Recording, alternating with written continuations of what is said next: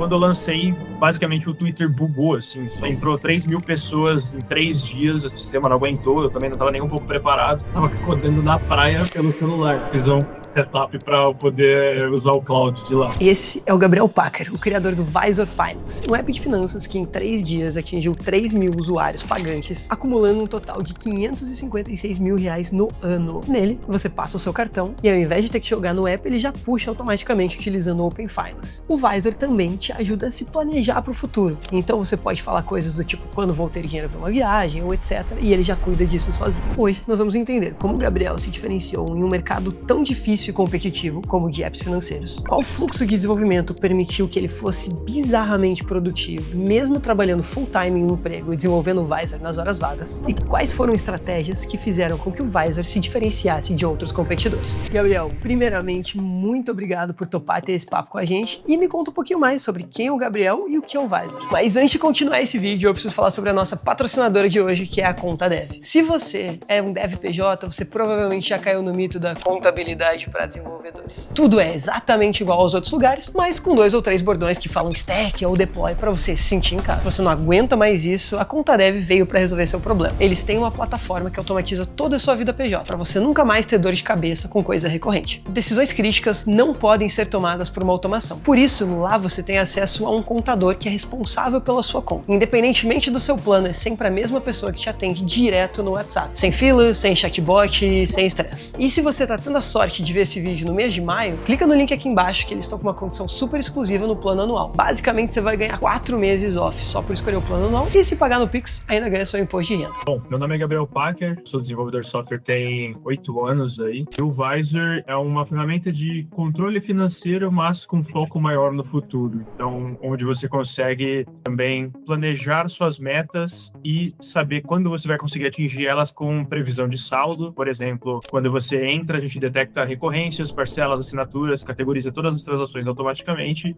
e com as suas despesas recorrentes e suas receitas recorrentes, a gente projeta seu saldo até 12 meses à frente e te mostra quanto você vai ter, por exemplo, no final do ano. Isso é muito legal para você, por exemplo, planejar uma viagem. Você sabe quando você vai ter 10 mil reais para fazer uma viagem, por exemplo, de acordo com os seus hábitos atuais, mas você também consegue definir um limite mensal e saber quanto você pode gastar por dia até o final do mês ou quanto você está abaixo daquele limite para saber, tipo, agora eu tenho 500 reais livre e tomar uma decisão de compra mais rapidamente. No final das contas, não é somente gestão financeira, mas também um atalho para os tipos de cálculos que você precisaria fazer no dia a dia para tomar uma decisão maior. Bom, Gabriel, hoje a gente tem um mar de apps de finanças, então muitas vezes 10 são lançados numa semana, 10 na outra, passou 2 meses, nenhum deles existe mais. Queria entender quais foram algumas das estratégias que você usou para garantir que o Visor não caísse nessa estatística. Que pontos você atribuiria esse sucesso se você tivesse que listar para nós? Com relação ao Building Public, eu já estudo tem alguns anos, acompanho o Mark Low, o Level, e até o Dani, né, que começou a fazer aqui um pouco antes, mas eu vejo muito como trabalhar com a garagem aberta e você literalmente ser muito constante. Eu comecei a postar, eu tinha, sei lá, 150 seguidores, assim, comecei a postar todo dia, comunicando a mensagem, a proposta de valor, né, e também sendo bem intencional naquilo. Mesmo que eu não tivesse nada para postar, eu postava alguma coisa do projeto, justamente para ter o algoritmo aquecido. Acho que esse lance de você trabalhar com a garagem aberta facilita muito, porque daí você se desprende de ter que ter muito valor naquele conteúdo e você só mostra o que você está fazendo. Foi isso desde novembro, na verdade, que eu comecei a postar, até dia 4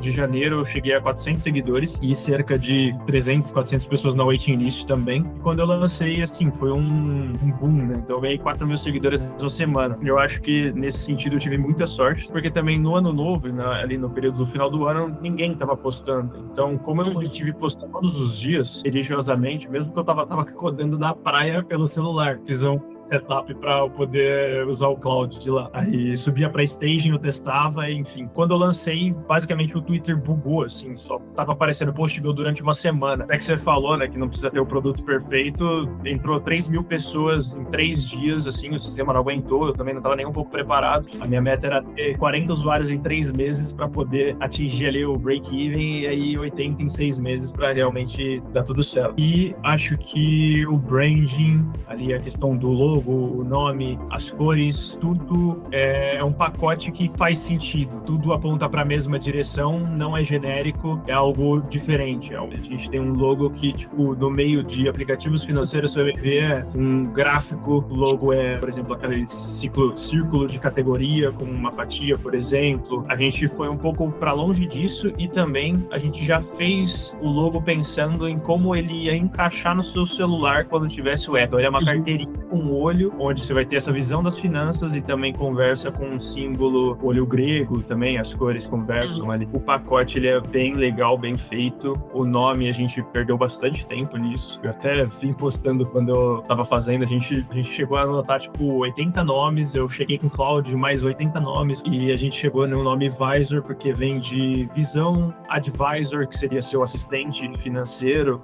uma vez que a gente consiga evoluir para isso, com IA também. E eu acho que muito do timing também. Uma vez eu li que tem, acho que alguns fatores que importam quando você faz um produto, né? Ou ele tem que ser 10 vezes melhor, ou 10 vezes mais rápido, ou estar no timing correto. Então tinha alguns atributos que a gente levou em consideração e lançar na primeira segunda-feira do ano foi um fator decisivo, porque a gente pegou uma galera que a gente já fez a waiting list antes, com o Building Public, no começo do ano, então a galera tá toda procurando fazer metas financeiras. Esse ano eu vou atingir X objetivos, eu vou começar a cuidar melhor do meu dinheiro e esse tipo de coisa.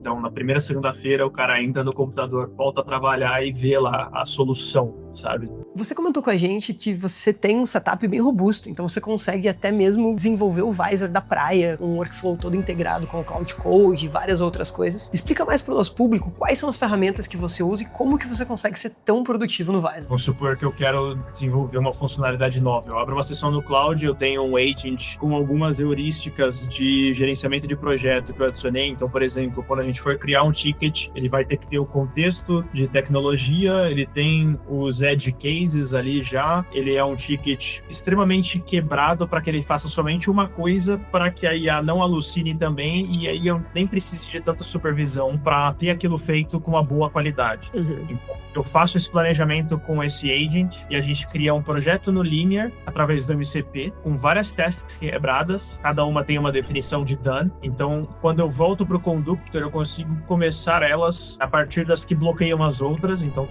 eles também criam o ciclo de dependências delas. E aí eu vou assim, então, na primeira camada tem todas que não dependem de nada, eu dou fire em 3 agents em paralelo, em 3 work trees. Aí depois, enquanto elas estão trabalhando, eu vou revisando, né, o que for ficando pronto, mando ela fazer de novo, e com isso eu já faço o merge, ele faz o CI rodar, e depois que eu dou o merge, ele roda o deploy sozinho. Como você disse, o Building Public foi essencial para o teu crescimento e o crescimento do Visor, e eu queria que você compartilhasse alguns passos que você acha que foram os que te levaram a esse sucesso, principalmente ali no Twitter, que é onde o Building Public tem mais força. Eu comecei a postar, eu tinha, sei lá, 150 seguidores, assim, de amigos.